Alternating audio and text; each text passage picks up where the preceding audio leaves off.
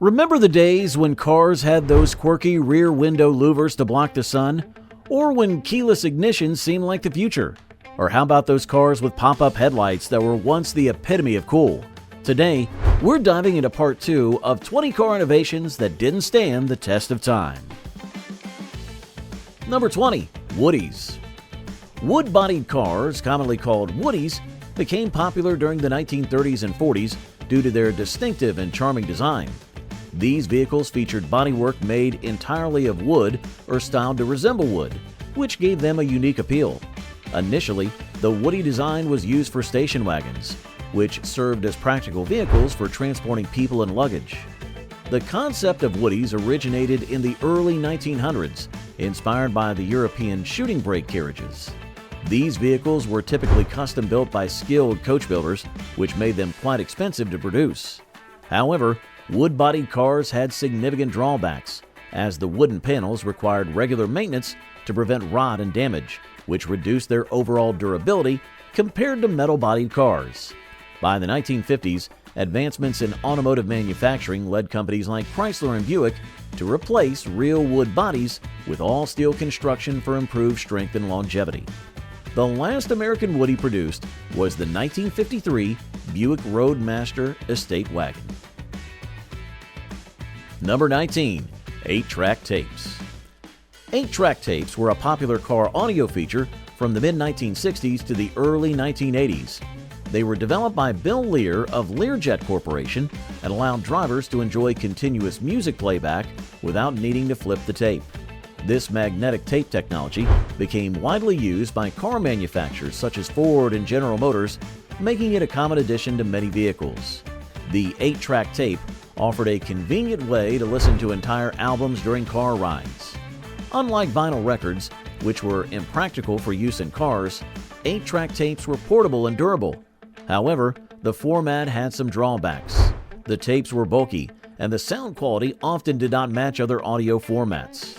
The endless loop design also meant users could not rewind, limiting playback control. By the late 1970s, compact cassette tapes became more popular due to better sound quality and convenience, leading to the decline of 8-tracks. The 1982 Ford Crown Victoria was the last car to include an 8-track player. Number 18. Push-button transmissions. In the mid-1950s, Chrysler introduced push-button transmissions, a system that allowed drivers to shift gears by pressing buttons on the dashboard instead of using a traditional gear shift lever.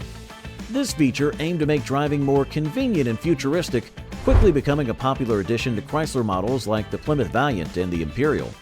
The push-button transmission simplified gear shifting, making it easier for drivers to operate their vehicles. However, the system had some issues.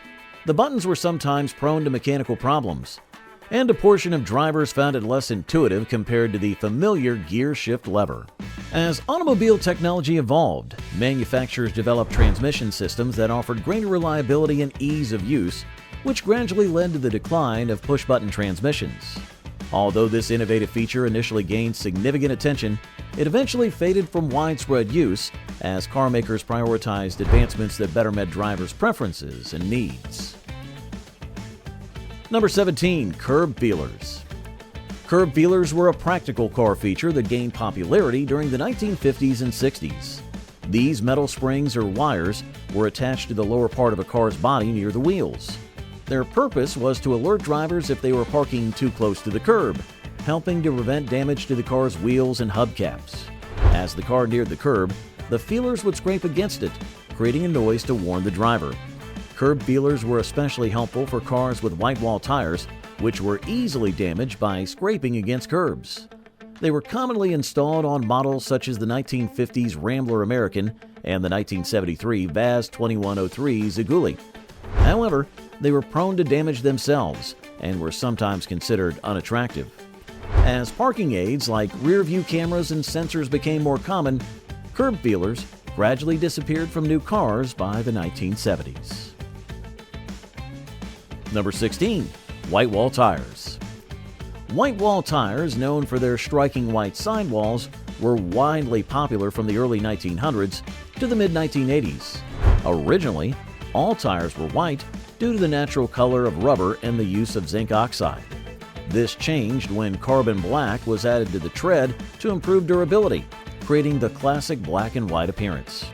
White wall tires became a symbol of luxury and style, especially during the 1930s through the 1950s. High-end cars like the Cadillac Eldorado and Ford Thunderbird often featured these tires. In the 1950s, wide white walls were common, but they became narrower over time as car designs evolved. However, maintaining their bright white appearance required frequent cleaning, which was a challenge. By the 1960s, as automotive trends shifted toward practicality and easier maintenance, white wall tires started losing popularity. Their use faded during the 1980s, after which they were rarely included on new car models. Number 15. Ttops. Ttops, also known as T-bar roofs, were a popular feature introduced in the late 1960s. These roofs had removable panels on both sides of a sturdy bar running across the car's roof, creating an open-air driving experience while keeping the car's structure intact. The T-top design first appeared on the 1968 Chevrolet Corvette and quickly gained popularity. T-tops offered the excitement of open-air driving and maintained the car's rigidity and safety, which made them a favorite in sports cars and muscle cars like the Pontiac Trans Am and the Chevrolet Camaro. However, T-tops had drawbacks, such as being prone to leaks and requiring careful handling to prevent damage. Removing and storing the panels could also be inconvenient. By the late 1990s, improved convertible technology and the increasing availability of sunroofs reduced interest in T-tops, leading to their decline in popularity. Number 14. Foot-operated dimmer switch. The foot-operated dimmer switch was a common feature in cars from the 1920s to the 1970s. Positioned on the floor near the driver's left foot, this switch allowed drivers to change between high and low beam headlights with a simple tap. It was especially helpful because it enabled drivers to keep their hands on the steering wheel and focus on the road while adjusting the headlights.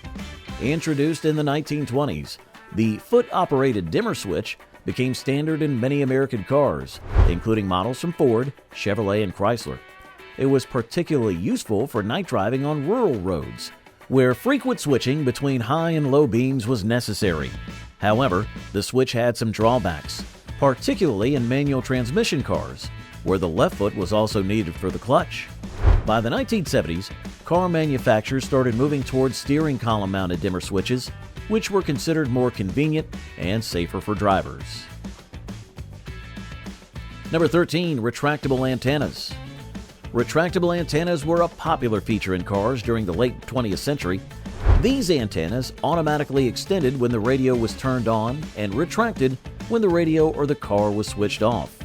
The purpose was to improve radio reception while maintaining a smooth and sleek design when not in use. These antennas were especially useful because they reduced the chance of damage from car washes or vandalism, which was a common problem with fixed antennas. They were often found in luxury and mid-range cars, such as the Mercedes-Benz S-Class and the Toyota Camry, during the 1980s and 1990s. However, they did have some drawbacks.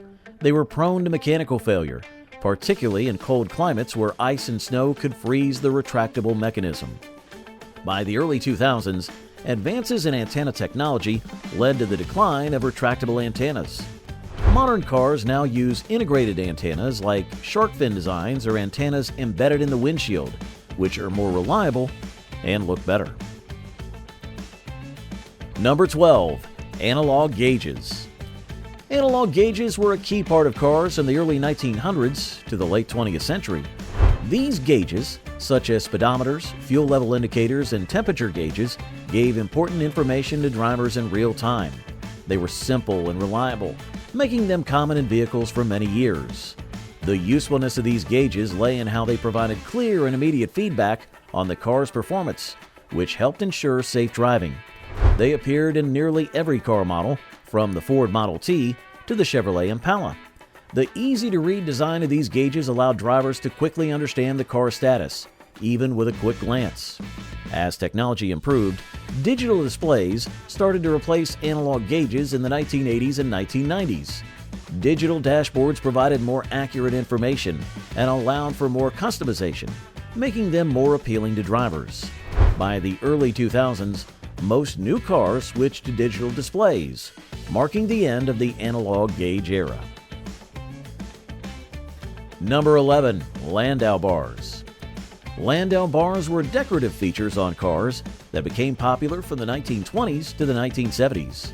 These metal bars had an S shape and were attached to the rear quarter panels of a car's roof. They were designed to resemble the look of convertible carriages from the 18th century. The term Landau comes from the German city of Landau, where these carriages were first made. The main purpose of Landau bars was to make cars appear more luxurious and stylish. They were often seen on high-end car models like the Lincoln Continental and the Cadillac Fleetwood. Although they added elegance, Landau bars had no functional use and were purely decorative, meant to remind people of the charm of the old-fashioned carriages. As automotive design trends shifted toward modern and more streamlined looks, the popularity of Landau bars declined by the late 1970s. By the 1980s, they were no longer commonly seen on new car models. Number 10. Column-mounted shifters. Column-mounted shifters, also called three-on-the-tree, were commonly used in cars from the 1930s to the 1970s. This gear shift lever was attached to the steering column, allowing drivers to change gears while keeping their hands on the wheel. The design helped create more space in the front seat, making it easier to fit an extra passenger. Column shifters were popular in many American cars, including the 1966 Chevrolet Impala Supersport and the 1968 Ford Torino GT. People liked them for their simplicity and the neat look they gave the car's interior. However, as car technology improved, the downsides of column shifters became clear. They could be hard to use and responded more slowly compared to floor-mounted shifters.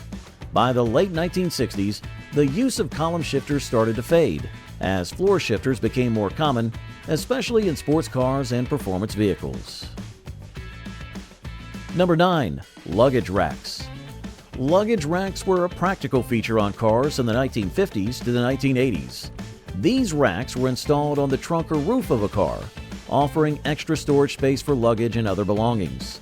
They were particularly helpful for long road trips, as they allowed families to carry more items without crowding the inside of the car.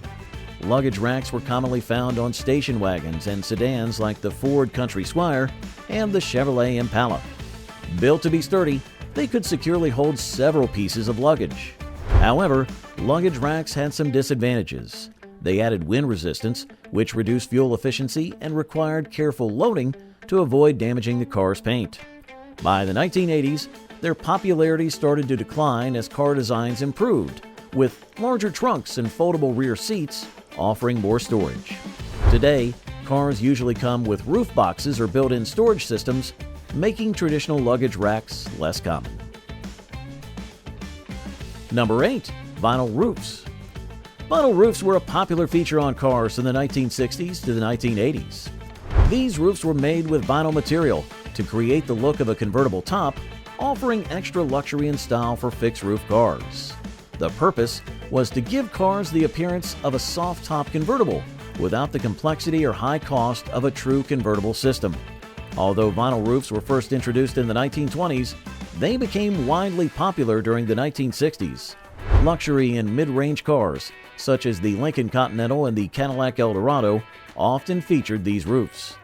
The vinyl came in different textures and patterns, some resembling leather or canvas.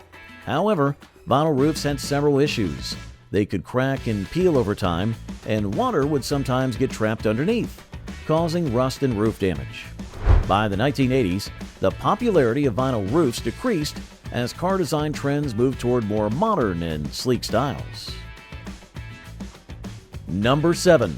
Automatic seatbelts.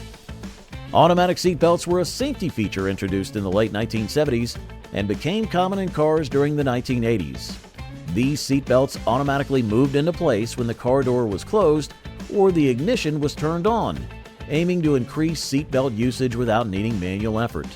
They were especially helpful because they made sure that drivers and passengers were always buckled up, even if they forgot to do it themselves. Many car models, such as the Honda Civic and the Toyota Camry, featured automatic seatbelts. However, these seatbelts had several problems. They were often uncomfortable and could be easily bypassed, which led to improper use. Furthermore, they only offered a 2-point restraint, which was less effective than the 3-point seatbelts that became the standard in later years. By the mid-1990s, the introduction of airbags and the widespread use of 3-point seatbelts led to the decline of automatic seatbelts. Number 6. Car phones.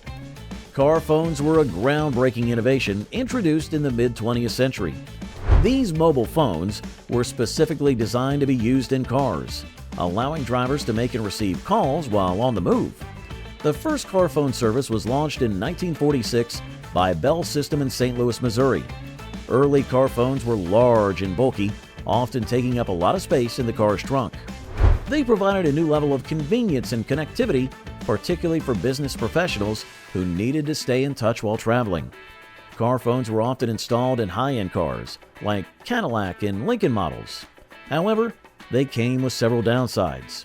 They were costly to install and use, and the early systems had limited coverage and poor sound quality. By the 1980s and 90s, improvements in cellular technology led to the development of smaller and more efficient mobile phones that could be used in a wider variety of settings. Number 5. Side-mounted flamethrowers.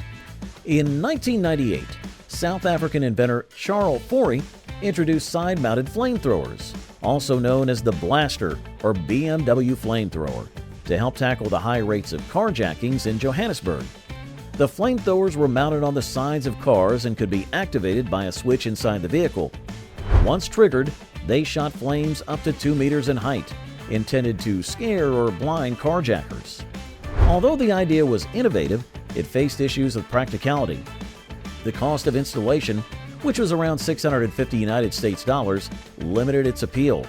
Concerns also arose that the flamethrowers could lead to more violence, causing carjackers to retaliate with even deadlier force. The flamethrowers were primarily installed on BMW cars, earning them the nickname BMW Flamethrower. By 2001, the device was discontinued, having failed to gain widespread acceptance. Number 4. Scent dispensers. Scent dispensers in cars were created to improve the driving experience by adding pleasant smells inside the vehicle. These devices, often part of the car's ventilation system, let drivers pick from various scents to cover up bad odors and make the environment more enjoyable.